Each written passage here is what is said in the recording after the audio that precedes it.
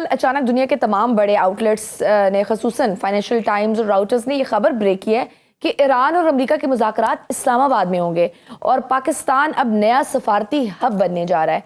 आप बतौर expert international affairs क्या समझते हैं कि ये मौका अगर पाकिस्तान को मिलता है तो मुस्तकबिल के लिए कितना अहम होगा और इसके असरात पाकिस्तान के हालात पर कितने मस्बत साबित होंगे? देखिए, सिंपल सी बात है कि पाकिस्तान आज से आप देख लें कुछ साल पहले क्या था। एफएटीएफ में हम थे, मुश्किलात थी। आज आप देखें कि आज पाकिस्तान जो है वो एक रीजनल स्टेबलाइजर के तौर पे देखा जा रहा है। आज पाकिस्तान का मुकाम ये है कि आपको अमेरिकन्स भी कबूल करते हैं, ईरानियंस भी कबूल करते हैं, सऊदीज भी कबूल करते हैं, आपको टर्किश भी कबूल करते हैं, सारे के सारे आपको कबूल कर रहे हैं। और सबसे बढ़ के ये है कि पाकिस्तान के बारे में कोई ऐसी बायस नहीं है जो बायस नेटो मेंबर्स के लिए है, जैसे कि तुर्की के लिए हो।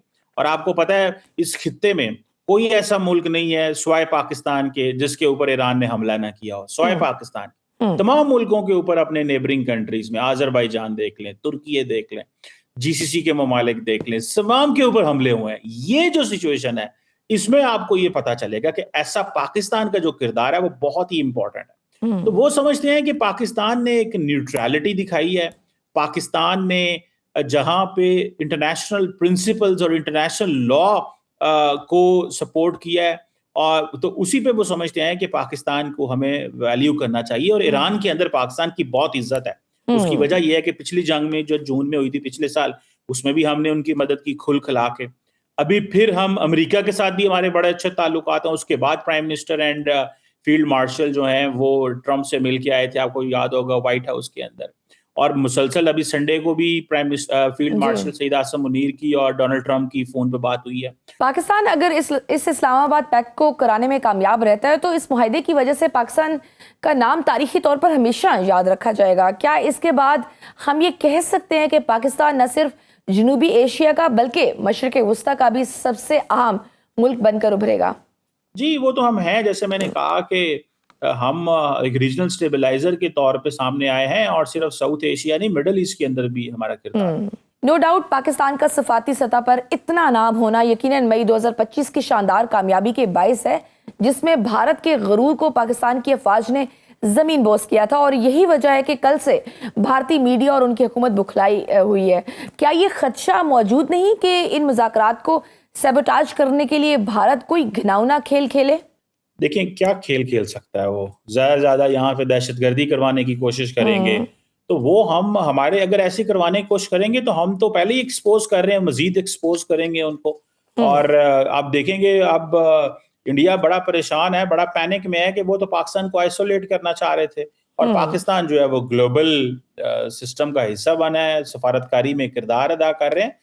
तो मेरा ख्याल है इंडिया को बर्दाश्त करना पड़ेगा, इसके अलावा उनके पास कोई चांस नहीं है। लेकिन भारत को तो पाकिस्तान से मसला है, वो इस हवाले से इन मुज़ाकरात को कहीं ना कहीं सबोटाज करेगा, मगर इसराइल को तो अमन से मसला है। क्या गारंटी है कि अमरीकी ईरानी वफ्द जब पाकिस्तान में मुज़ाकरात कर रहा हो तो माजी की तरह इसराइल हमला कर दे? ऐसी सूरत हाल में इसराइल की गारंटी कौन लेगा? क्या अमेरिका इस पोजीशन में है कि इसराइल की गारंटी ले सके? देखिए, जारी बात है अमेरिका इस पोजीशन में है कि वो इसराइल की गारंटी दे सकता है, और वो देगा। और उनके अलावा तो कोई और नहीं दे सकता। ना कोई यूएन है, ना यूरोप है, ना बरतानिया है। तो मेरा ख्याल है कि जब पाकिस्तान ये मुज़ाकरात करवा रहा होगा ईरान और अमेरिका के बीच में, तो इजरायली तो बीच में कोई भी नहीं बैठा होगा, तो अमेरिकन ही बैठे होंगे। तो वो जारी बात है उनकी गारंटी देंगे। अगर उन्होंने जंग इकट्ठे शुरू की है, हमला इकट्ठे शुरू किया है, तो गारंटी भी तो देनी पड़ेगी ना। बिल्कुल सही। और अगर ईरान की शराइत जिस पर अब कहे कि जिसमें उन पर लगी पाबंदियों का खात्मा और उनके रोके गए फंड्स का इजरा भी शामिल है, ये हो जाता है तो ईरान का ऑब्वियसली इसकी इकॉनमी भी बेहतर हो जाएगी और तिजारत के बायस वो खित्ते में एक अहम मुल्क के तौर पर भी सामने आएगा। क्या इसके बाद ये मुमकिन है कि पाकिस्तान भी ईरान के साथ एनर्जी से मुतल्लिका अहम मुआहदे करे और तेल, गैस, पेट्रोल हम ईरान से सस्ते मिले? देखिए, सवाल ये पैदा होता है कि क्या ईरान के ऊपर सैंक्शंस रहेंगे कि नहीं रहेंगे। एक तो बात ये है। तो अगर ईरान के ऊपर सैंक्शंस रहेंगी तो जारी बात है चीजें चैलेंजिंग हो जाती हैं। दूसरी बात ये है कि हमारा जो इनफॉर्मल हमारी ट्रेड है ईरान के साथ, वो तो चलती रहेगी। तो वो है, पहले भी है। तो मेरा ख्याल है कि हम उसी पे काम करते रहेंगे। लेकिन अगर ईरान के ऊपर सैंक्शंस थोड़ी कम होती हैं तो हमारी इकोनॉमी को भी बेहतरी मिलेगी। जब हम बहुत सारी चीज़ें अफगानिस्तान एक्सपोर्ट नहीं कर पा रहे, हमारे बॉर्डर बंद है क्योंकि वो दहशतगर्दों को यहाँ भेज रहे हैं, तो मेरा ख्याल है कि ये एक अच्छी चॉइस एंड ऑप्शन।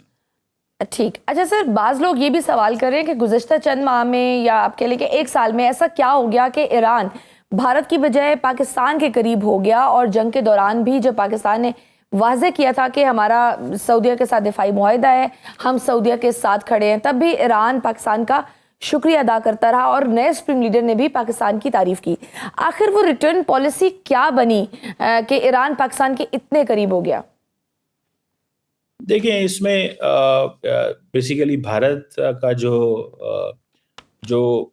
जिसे कहते हैं ना, सामने आ गया उनका असल चेहरा। और भारत क्योंकि इजराइल को सपोर्ट करता है, भारत ने, क्योंकि आपने देखा होगा कि नरेंद्र मोदी नेतन्याहू को मिलने गए तल अवीव, और वहां पे जो जेनोसाइड हुआ था गजा के अंदर, उसके ऊपर स्टैंप लगाए कि जी ठीक है, ये सही हुआ जो कुछ हुआ है। तो मुझे जाती तौर पे लगता है कि ईरानी इस चीज से नाराज हैं, और बहुत सारे कहा जाता है कि इंडियंस पकड़े भी गए थे ईरान से, इसीलिए ईरान ने वहाँ पे जो ऑन अराइवल वीज़ा था इंडियंस के लिए वो भी बंद कर दिया। तो मुझे लगता है कि ये एक it's a very challenging thing, जिस चीज़ की वजह ईरान है उसने भारत के हवाले से पॉलिसी चेंज की है।